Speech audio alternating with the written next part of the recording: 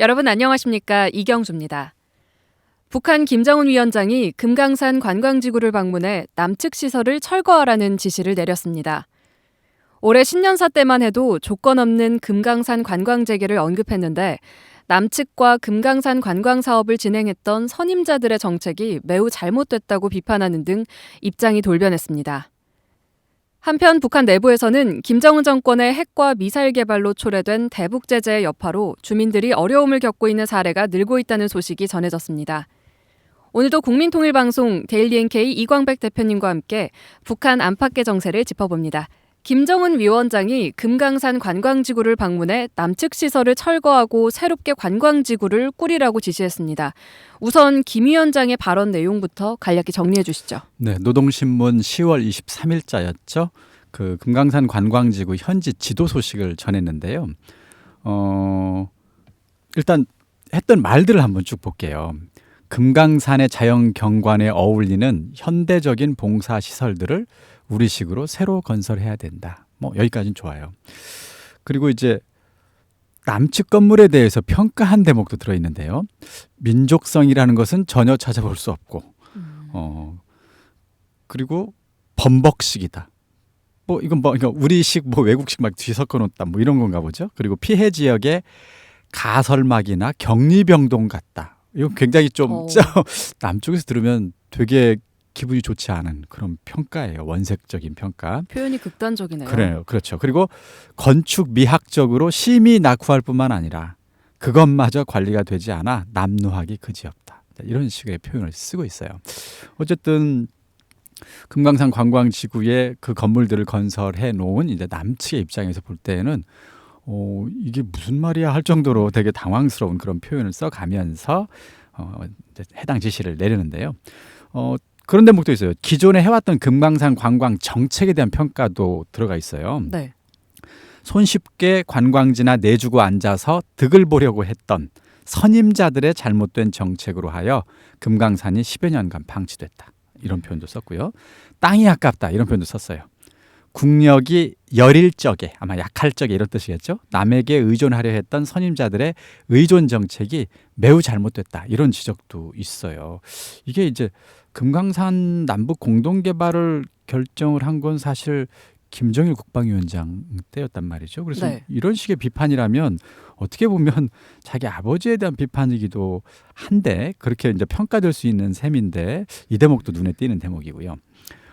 그리고 또 이제 지금 금강산이 마치 북과남의 공유물처럼 북남관계 상징처럼 됐고 북남관계가 발전하지 않으면 금강산 관광도 하지 못하는 곳으로 되어 있는 건데 이것은 분명히 잘못됐다. 우리가 알아서 독자적으로 개발할 수도 있다. 이런 메시지로도 읽힙니다. 어떤 결과적으로 이런 원색적인 비판과 함께 그다음에 기존 자기들의 금강산 정책에 대한 평가 더해져 있고 마지막으로 철거 지시 시설까지 열거했는데 13개입니다. 금강산 남측 시설인데요. 고성항, 그다음에 해금강 호텔, 문화회관, 그다음에 금강산 호텔, 금강산 옥류관, 금강 펜션타운, 구룡마을, 온천빌리지, 또 가족 호텔, 제2 온정각, 그다음에 고성항의 횟집도 포함돼요. 그리고 고성항 골프장, 고성항 출입사무소 등 13곳을 지적해서 폐기를 해라. 그리고 그 철거를 위해서 남조선과 협의해라. 이런 식으로까지 얘기를 한 보도 내용이었습니다. 금강산 관광은 남북 교류 협력의 상징인데요. 그렇죠. 남측 시설을 철거하겠다는 북한의 입장에 대해 한국 정부의 반응은 어떻습니까? 네, 일단은 다소 좀 당황스러운 상황인데요. 보도에 나온 내용이기 때문에 상황을 한 번 더 파악해야겠다. 이렇게 좀 조심스럽고 신중한 반응이에요. 기자들이 질문을 했던 것 같아요.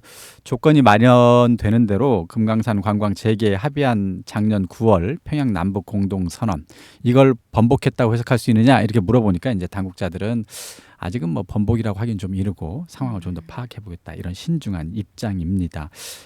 그럼에도 불구하고 아까 얘기했던 것처럼 보기만 해도 막 기분이 나빠지는 막 너절한 남측 시설 막 이런 식의 표현도 썼거든요. 네. 이런 거기 때문에 하여간 당국으로서는 좀 더 상황을 본 다음에 이 문제에 대한 대응책을 내놓을 것 같고요. 다만 그건 있었어요. 그 대목이 한 번 들어가 있는데 금강산에 남녘동포들이 오겠다면 언제든지 환영할 것이다. 이제 이런 내용이 들어가 있긴 합니다. 그래서 네. 과연 이 지시를 금강산 관광 사업을 앞으로 영원히 안 하겠다는 뜻으로 과연 받아들여야 되는지는 우리 정부도 조금 조심스럽게 신중하게 평가하는 상황입니다. 그런데 이 금강산 관광지구는 남북이 합의한 사안이지 않습니까? 네네. 다 북한 당국이 남측 기업 현대아산에 사업 독점권을 줬는데요. 네. 계약을 파기하고 남측 재산을 마음대로 철거한다면 문제가 있는 거 아닌가요? 고 정주영 현대 회장이 방북을 해서 금강산 남북 공동개발 의정서를 체결하면서 조금씩 금강산 관광이 이제 시작됐다고 봐야 되겠죠. 근데 이제 현대그룹이 자금난이라든가 관광객이 감소하고 그다음에 북한은 줘야 될 돈이 막 쌓이고 이러면서 2001년 들어서 금강산 관광이 위기를 맞기도 했었어요. 그러자 한국관광공사가 나섰죠. 공기업이죠. 나서가지고 금강산 관광 사업에 참여를 발표하면서 다시 조금 더 상황이 나아지기도 했었는데, 그러면서 현대아산이 금강산 관광지구 토지에 대해서 2052년까지 50년간 이용권을 확보를 하기도 했었습니다. 근데 이제 문제는 2008년 7월에 뭐 많은 사람들이 알고 있던 사건이 벌어졌죠. 박광자 씨 민간인 관광객이었는데 네. 금강산 관광 그 지역 근처에서 산책을 하다가 북한 군의 총격에 의해서 사망을 하는 사건이 벌어져요. 그래서 이제 우리 정부는 즉각 사과와 재발 방지를 요청을 했는데 북한 당국이 이를 거절해 버립니다. 그래서 우리 정부 당국도 어쩔 수 없이 금강산 지구 관광을 일시 중단을 했는데, 이때 북한이 금강산 지구 내에 있는 남측 자산을 동결 몰수해 버려요. 그 2010년입니다. 그리고 현대아산의 관광 사업 독점권도 취소해 버립니다. 2011년이에요. 그리고 금강산 국제관광특구법이라고 하는 것을 채택해 가지고 남측에 있는 인원들도 이제 2011년 8월에는 다 추방해 버리면서 사실 일방적으로 현대아산과의 계약을 파기해 버립니다. 네. 이제 그것이 너무 일방적이고 비합리적이다, 공정하지 못하다고 하는 측면에서는 이미 그때부터 북한 당국에 문제가 있다고 봐야 되겠죠. 근데 이제 북한 당국의 입장에서는 이미 자기들은 그 권한을 다 취소했기 때문에 이번 조치가 문제 없다고 아마 그렇게 강변할 가능성이 높죠. 북한은 8년 전부터 금강산 국제관광특구법을 채택했고요. 한국을 배제한 채 중국을 통한 금강산 국제관광을 추진했습니다. 그동안의 성과가 좀 있었나요? 글쎄요, 이제 지난 11월, 4월에 이제 현대아산의 금강산 독점 사업권 취소했다고 그랬잖아요. 그리고 나서 5월에 국제관광특구법을 제정해가지고 이제 남측을 이제 배제해버리고 이제 독자적으로, 특히 이제 중국 쪽과 어떻게 협력해서 금강산 국제관광을 시작하게 됩니다. 같은 해, 그러니까 2011년 11월이었죠. 그래서 이제 계획도 세워요. 금강산 관광 특구를 개발하기 위해서 2단계 계획까지 세웁니다. 그래서 1단계는 그 지역에 뭐 물놀이장도 만들고 막 골프장도 만들고 뭐 체육관, 뭐 온천, 막 이런 시설, 무역전 시장, 호텔 이런 걸 해가지고 등산길도 만들고 막 이렇게 하겠다고 하는 게 1단계고요. 2단계에는 이제 3.1포 해금강 지역의 호화별장, 뭐 공원, 그다음에 상업거리까지, 그리고 뭐 여러 가지 것들을 이제 추진해서 금강산과 인근 대도시인 원산 간의 교통망도 이제 막 하고, 그다음에 항공편으로 원산에 도착한 외국인들이 바로 금강산을 관광할 수 있도록 이런 인프라까지 넓게 깔겠다. 그래서 118km 길이의 원산 금강산 철도 사업 막 이런 것을 하게 할 테니까 외자를 많이 좀 투자해 달라, 막 이런 사업까지 막 했었어요. 근데 이제 문제는 이게 지금 현재 얼마나 과연 성과가 있는지가 아직 또렷하지가 않다는 겁니다. 이제 왜냐하면 이게 국제사회 제재가 점점 좀 강화되면서 네. 이런 것을 개발하기 위한 다양한 어떤 투자라든가 아니면 원료들이 들어가야 되는데, 기자재들이 들어가야 되는데 그런 게 원활하게 들어가기가 아마 어려웠던 것 같아요. 그래서 현재까지는 금강산 개발이라는 게 충분히 관광 개발이 잘 안 되는 것으로 그렇게 알려져 있습니다. 근데 다만 올해 들어서 시진핑이 북한과의 그 어떤 그 뭐죠? 그 우호 관계를 맺은 것이 우리가 70년 됐으니까 북한을 돕기 위해서라도 관광을 많이 가라, 이런 지시를 내렸다고 그래요. 그래서 관광객의 수는 올해 크게 늘었습니다. 그래서 관광 수입은 대폭 는 것으로 확인이 되지만 네. 금강산 관광이 중국과 협력해서 적극적으로 잘 개발되느냐, 이건 아직 성과가 뚜렷이 없는 것으로 알려져 있습니다. 김정은 위원장은 올해 신년사 때만 해도 이 전제 조건 없이 금강산 관광을 재개할 용의가 있다는 뜻을 밝혔습니다. 1년도 안 됐는데 이 금강산 관광에 대한 입장이 왜 이렇게 달라진 걸까요? 글쎄요, 뭐 현재로 볼 때 남북 관계가 한참 잘 봤을 때 북한은 북미 협상을 통해서 뭔가 국제 제재도 풀고 그다음에 체제 안전도 보장받고 뭔가 하여간 경제 문제를 동시에 풀겠다. 다만 핵 보유국 지위는 유지하겠다. 이 두 가지를 동시에 달성하기 위해서 북미 회담도 했고 남북관계 개선에 열심히였던 이유는 이 핵도 가지면서 경제 제재도 풀 수 있는 이 북미 회담에 이 남북한을 지렛대로 남북 관계를 지렛대로 활용하려고 했던 그런 의도가 있었던 것으로 보입니다. 근데 이제 문제는 남북 관계는 한동안 꽤 좋았어요. 네. 그래서 문재인 대통령이 막 트럼프한테 가서 북미 회담이 잘 되기를 바란다 어쩐다 막 이렇게 해줬지만 결과적으로 북미 회담이 사실 아직 이렇다 할 성과를 못 거두고 지금 교착 상태에 빠져 있는 것이죠. 그러니까 이제 김정은이 판단하기에는 남한과의 관계를 개선하면 북미 회담도 뭔가 나아지겠거니 하고 지렛대로 여기고 있었는데 생각보다는 이게 좋아진다고 해서 북미 관계가 바로 좋아지지는 않았기 때문에 결과적으로 북한으로서는 약간 불만인 듯합니다. 그렇다 보니 우리 정부에 좀 더 미국의 입장을 바꾸도록 남한이 좀 더 적극 설득해야 되는 게 아니냐. 왜 그렇게 좀 미적미적하느냐 이런 식의 압박 차원에서 이런 행동을 했을 가능성도 물론 있겠죠. 우리 정부는 근데 딱히 대안이 없잖아요. 네. 북미 관계가 해소가 안 되니까 제재도 그렇죠. 여전히 유지되고 있고 제재가 유지되는 조건에서는 금강산 관광 개발이라든가 남북 관계 경제적 협력이 본격적으로 진행되기 어렵다는 거죠. 그러니까 우리 정부는 우리 정부대로 어려운 상황. 그러다 보니 아마 김정은 정권은 마음이 다급해지고 또 답답한 상황이 아닐까.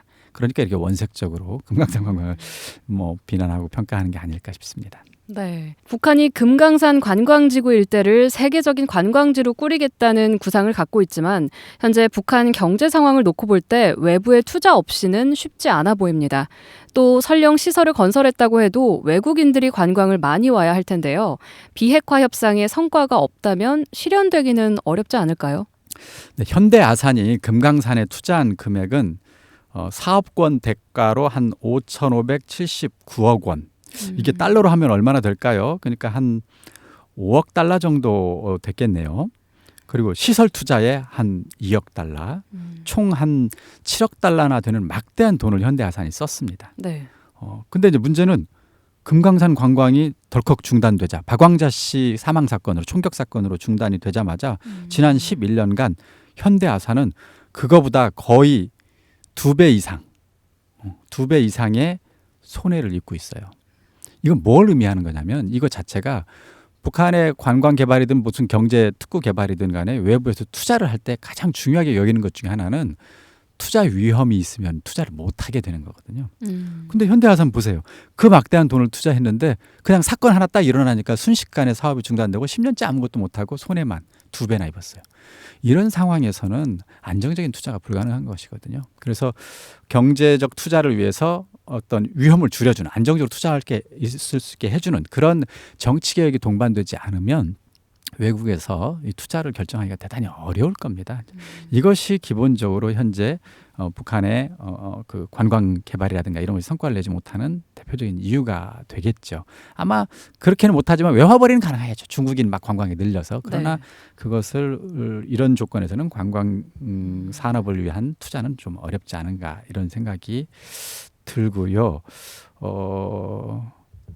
대신 이제 북한은 이런 조건에서는 아까 얘기했던 것처럼 이것을 정말로 제대로 개발을 해보고 싶은 것인지 아니면 정권을 위해서는 개발은 하긴 해야 되겠지만 개발 못하고 어쩔 수 없는 이런 상황을 그냥 버텨야 될 것인지 이런 선택의 기로에 지금 서 있는 상황이 아닐까 싶어요. 네. 네, 화제를 전환해서 이번에는 북한 내부 소식 살펴보겠습니다. 탄광에서 노동자들이 석탄을 캐다 사망하는 사건이 발생했다는데 어떻게 된 일이죠? 네, 지난 18일자 데일리 NK 기사에 관련 내용이 나와 있는데요. 순천지구에 있는 탄광연합기업소 탄광들이 이제 자금난이 심해지다 보니까 동발 북한 말로는 이제 우리로는 이제 그 굴 안에 채굴 그 하는 이렇게 버팀목 같은 게 있나 봐요. 네. 그걸 이제 제대로 들이지도 못하고 그러다 보니 이제 그 탄광에 있는 굴들이 무너져서 탄부들이 사망하는 사고가 계속해서 이어지고 있다. 이런 기사들이 나오고 있습니다. 그러다 보니까 이제 그 광부들이 배낭을 가지고 이제 막 특히 이제 경제적으로 어려운 광부들은 더 그러겠죠. 들어가서 이제 삽으로 막 탄을 캐는데 버팀목이 없는 그런 곳까지 이제 들어가는 경우도 있나 봅니다. 이런 경우 이제 기어다니면서 이제 탄을 캐다가 사고를 당하기도 한다. 무너지면 죽는 것이죠. 그리고 또 지난 9월 말 같은 경우 석탄을 캐러 갔던 주민 7명이 굴이 무너지는 바람에 그 밑에 깔려서 사고를 당해가지고 3명은 그 자리에서 사망을 했고 나머지 병원에 실려갔지만 현재 가망이 없는 상태다. 막 이런 보도들이 나오고 있는 상태입니다. 이제 국제사회의 제재로 석탄 수출이 금지가 되면서 지속해서 이제 자금난에 시달리고 심지어 일부 탄광은 지금 생산이 중단된 것 같아요. 그러다 보니까 사람들이 이제 탐부들이 특히 어려움을 겪고 있는데 경제적으로 가을철에 접어들면서 이제 북한 내부적으로 겨울 난방용 석탄 수요가 이제 증가를 지금 하고 있는 모양이에요.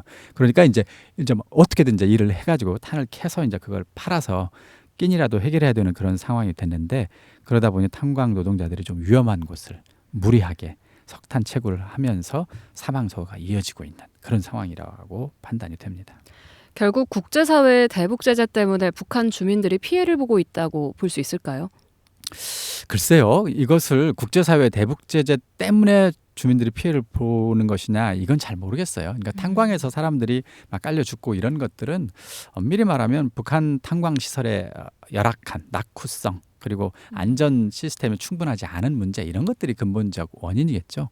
그리고 그렇게 어려운 곳을 들어가야 될 만큼 경제가 어려운 그러니까 국가 경제를 총체적으로 관리하는 북한 최고 지도자와 당국이 근본적 책임이 있다고 봅니다. 다만 그럼에도 불구하고 이런 점은 저희들이 주목을 해야 될 것 같아요. 지난해 북한의 1인당 국민 소득 포함해서 북한의 국내 총 생산이 4.1%로 급감했습니다. 그러니까 1997년 6.5%로 감소한 이후에 현재 최대 낙폭이에요. 이건 뭘 의미하냐면 국제사회 대북 제재, 경제 제재의 여파가 초창기에는 수입 수출이 줄어드는 것으로 나타나서 북한 당국의 통치 자금으로 특히 수출액의 대부분은 북한 주요 권력기관의 운영 자금인 것으로 보이거든요. 그러니까 네. 통치 자금이죠. 그러니까 이거에는 이미 1차 영향을 준 것으로 보입니다. 근데 문제는 이것이 북한 주민들의 서민 경제에까지 영향을 미치는 시점이 언제냐. 이것이 이제 전문가들의 관심 포인트거든요.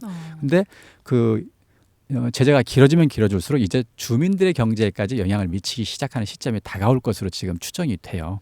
그 시점이 이제 곧 시작됐거나 조금씩 시작되는 여러 가지 증거들이 아닐까. 이제 그렇게 이번 사건을 해석하는 사람들도 있습니다. 실제로 서민 경제가 위축됐다고 하는 여러 가지 신호들은 많이 나와 있습니다. 데일리 NK 기사 중에는 한때는 택시 기사들이 돈을 꽤 많이 벌었다고 그래요.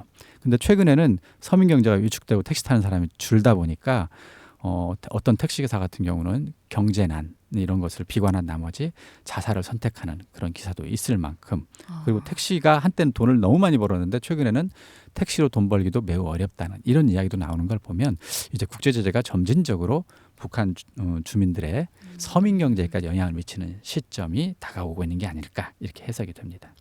이런 분위기 속에 북한 정권은 자력갱생으로 제재를 돌파하자고 연일 강조하고 있습니다.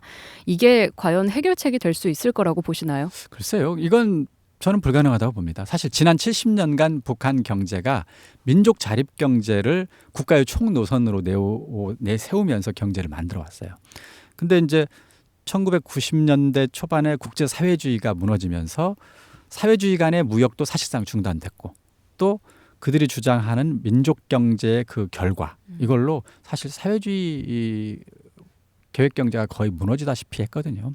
대표적인 게 배급을 제대로 줄 수 없을 만큼 사회주의의 핵심 제도였던 배급 제도가 붕괴될 만큼 경제적 타격을 받았거든요. 그러니까 지난 70년간 북한 사회는 결국 그걸 검증받은 거예요. 그러니까 민족 경제 또는 이것은 사실상 고립 경제였고 고립 경제의 결과는 경제 파탄이라는 것을 북한 사회는 그냥 역사적으로 이미 충분히 증명된 그런 사회라고 봐야 됩니다. 그렇기 때문에 그러면 앞으로도 그걸 계속한다고 해서 뾰족한 방법이 있겠느냐? 대단히 어렵다고 봅니다.